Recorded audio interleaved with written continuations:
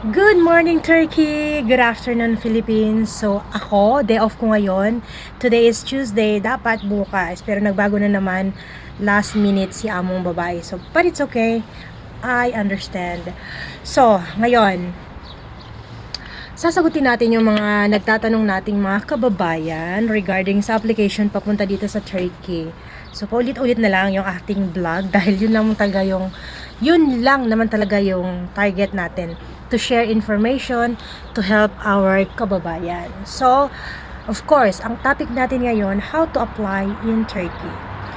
So, sinabi ko na to sa mga previous kong vlog, actually pang-4, pang-5 na to. Requirements, dapat po kayo ay meron kayong passport. So, ay nako, namamaga talaga yung labi ko. Maga na nga yung labi ko, mas lalong namaga kasi na-punch ng alaga ko. Sakit. Yan. Ano nga ba yung requirements papunta dito sa Turkey? Of course, kapag ka ikaw ay lalabas ng bansa, number 1 na kailangan mo is passport. Walang iba kundi passport. Second, dapat ay fit to work ka. So, lahat naman siguro ng a-applyan mo, if you go to abroad and apply as a worker, dapat naman talaga ay fit to work ka. Okay, malinaw yun? Ano nga ba yung mga sakit na hindi pwede or hindi tinatanggap? Una is yung may mga sakit sa puso. Hindi, correction. May mga sakit sa puso, merong mga waiver.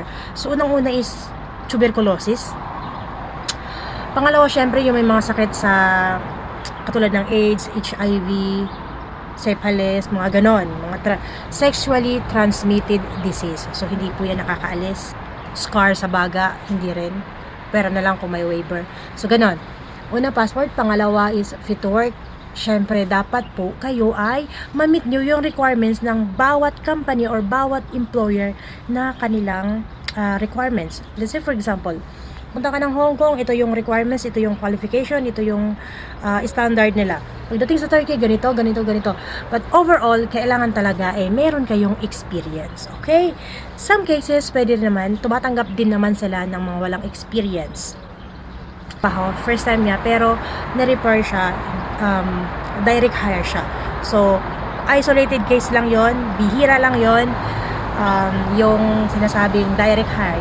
For example, ako, naninilbihan ako sa mga amo ko, and then, one of my, sa boss ko, one of his friend, one of his family relatives na mag-request sa akin kung meron akong may refer, that's direct hire. Pero kahit ano pa man, dadaan pa rin po kayo sa agency. Okay, malinaw po yun. Kaya meron ka ng contact sa Pilipinas. For example, nasa Pilipinas ka, then meron kang kaibigan, tapos meron siyang kakilala na pwedeng pumirma, pwedeng mag-process, pwedeng maging sponsor sa'yo.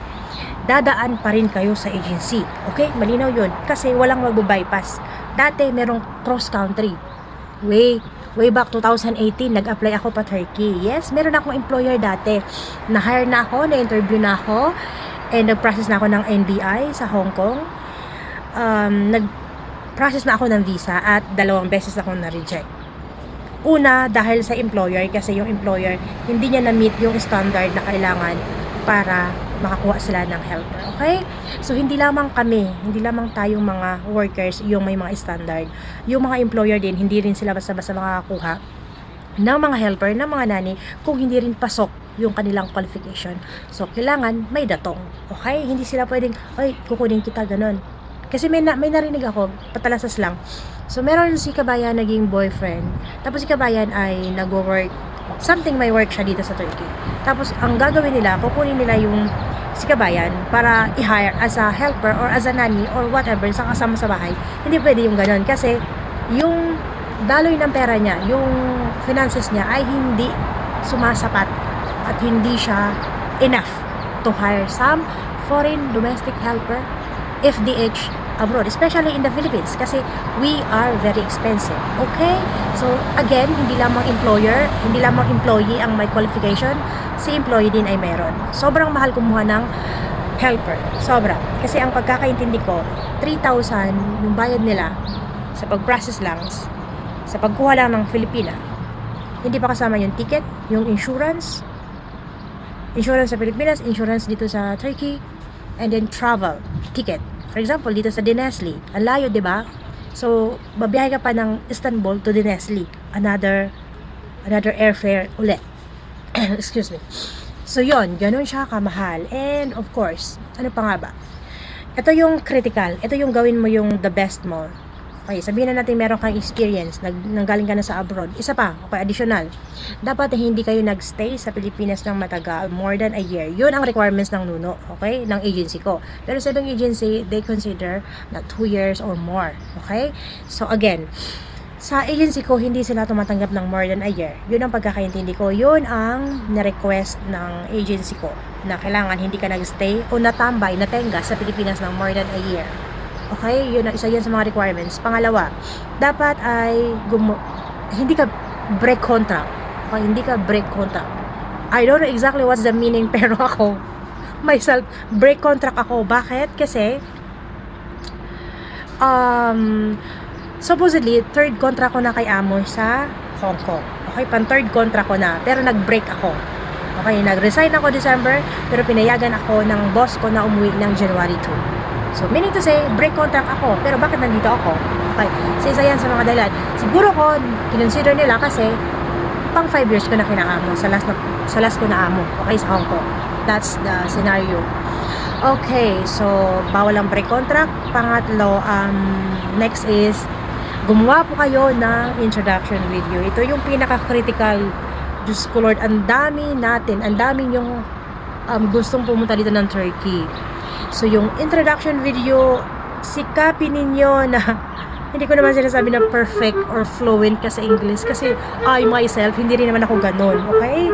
Hindi tayo nag-college o hindi tayo wala tayong academic sa English speaking. So, natututo lang tayo sa pakikipag-conversation in other country or panonood ng movie. Okay. Ayan, ba't ganito yung daw yak mag-ako? Sorry naman, nagutom na ako.